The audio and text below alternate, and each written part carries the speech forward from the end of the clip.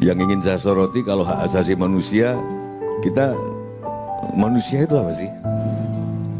Jangan-jangan yang sosoknya sudah manusia sebetulnya belum manusia. Kalau itu dibunuh melanggar HAM nggak? Itu saja.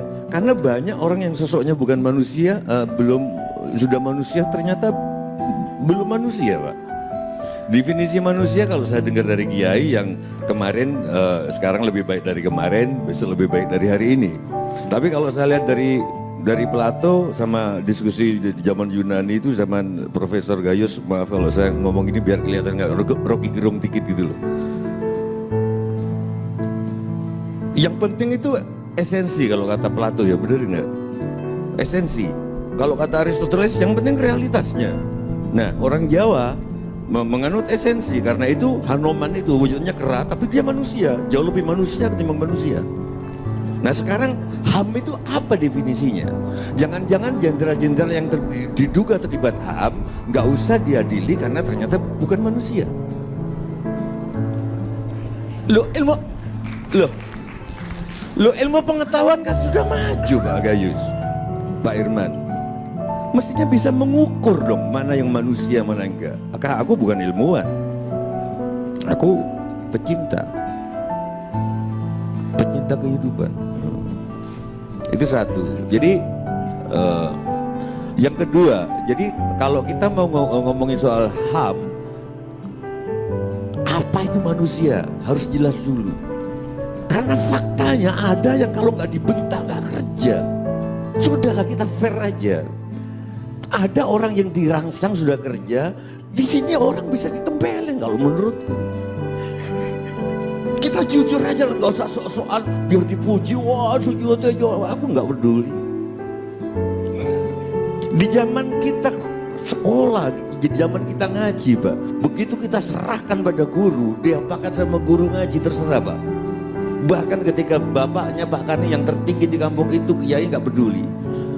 Bapak saya dulu tertinggi di kecamatan karena bapakku camat. Tapi saya ngaji Al-Baqarah pecut di punggung terus, Pak, tiap ayat sumung punggung itu salah. Waktu Terminal 3 mati, bandara Terminal 3 mati, Prof Irman, yang benerin seorang profesor teman saya anak elektro, anak Jember, Profesor Nana. Itu waktu kecil kalau nggak belajar digantung di atas sumur sama bapaknya. Sekarang lapor HAM. Makanya dikit-dikit HAM, dikit betul juga Bu Irma, kadang-kadang ada betulnya Bu Irma.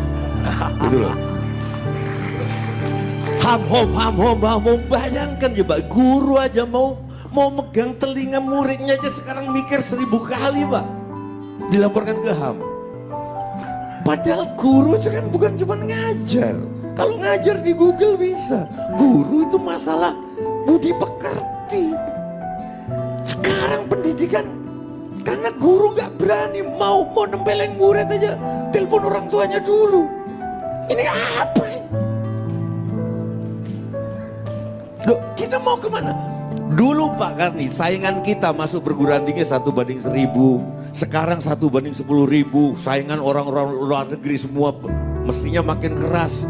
Saingan hidup, mestinya pendidikan makin keras, pendidikan makin lembek. Takut HAM, agama baru. Perempuan nggak mau ngelayani, Bu, saya nggak mau pakai istilah ngelayani, karena ngelayani itu rendah, karena dua-duanya seneng, dua-duanya nikmat kan gitu loh. Jangan pakai ngelayani deh, ya melaksanakan. Dipaksa lapor HAM. Ya gimana kalau nurutin moodnya perempuan tuh moodnya jarang. Kita moodnya tiap detik. Gitu. Gimana coba, tolong Pak Anam. Jangan diterima kalau ada laporan-laporan itu. Kita pengennya tiap detik, Pak. Enggak, kadang-kadang.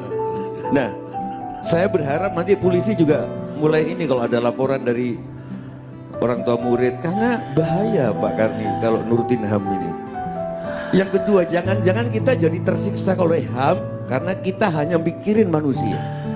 Ini poin yang penting, yang mungkin gak kepikir sama profesor. Kita hanya mikirin HAM, hak asasi manusia, tapi gak mikirin hak asasi kucing, hak asasi tikus. Serius, kita kalah sama orang-orang zaman Sunda Wiwitan, zaman Madrais, agama Jawa Sunda itu, zaman kejawen. Saya masih ingat waktu saya kecil masih ada itu doa kalau menanam padi itu oh ya Tuhan, jangan dimakan tikus, jangan bakar menyan. Kita ngomong bahasa Jawa, wilayah isuk maling badoro.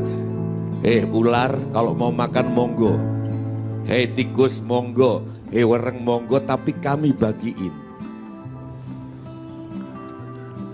Percaya atau tidak, enggak dimakan, kita tetap dibagiin sehingga kita nggak perlu pestisida. Pestisida terus tanah jadi bantat. Sekarang kita ribut soal lobster. Ujung-ujungnya bukan soal lingkungan, ujung-ujungnya soal ekonomi. Jadi binatang nggak dilihat haknya. Kalaupun saya berani taruh, nanti bisa dicek ke Haris. Kalau kita menghukum orang yang mencemari sungai, apa karena kita yakin bahwa sungai punya hak asasi? Saya kira enggak. Karena kalau sungai tercemar, lingkungan rusak, manusia yang terkena dampaknya. Ini manusia macam apa? Kalau badak dibunuh, rantai makanan putus, lingkungan hidup terganggu, maka manusia yang kena. Bukan karena badak juga punya hak asasi. Kenapa harus kita makan? Karena kita harus beribadah.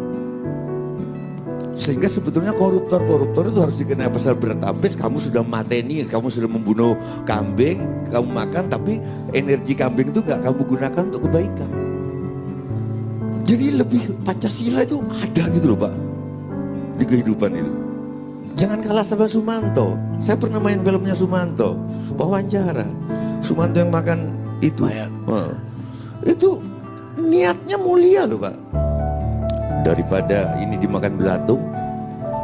Ini Pak, jangan diketawain please, lebih baik saya makan, saya muliakan, menjadi tubuh saya menjadi energi. Tapi kalau energi ini tidak dijadikan, kalau dia ilmuwan menjadi ilmu pengetahuan, kalau dia seniman menjadi nyanyian, menjadi, saya kira gak ada gunanya ngebunuh binatang. Kadang-kadang saya berpikir, kita sopan gak sih Pak? Ngebunuh ayam, ngebunuh ini sudah rela mati untuk kita makannya sambil ngobrol. Kalau saya jadi ayam tersinggung gitu Pak. Serius. Loh enggak, ini mereka sudah rela menyumbangkan energi untuk kita, dan begitu kita makan kita sambil ngobrol bisnis. Ini mati untuk kita loh Pak. Mana Pancasilanya?